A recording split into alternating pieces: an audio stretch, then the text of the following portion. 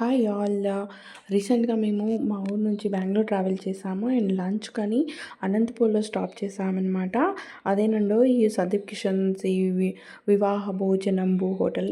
Ambience అయితే చాలా అంటే చాలా బాగుంది అండ్ చాలా కంఫర్టబుల్ విత్ కిడ్స్తో.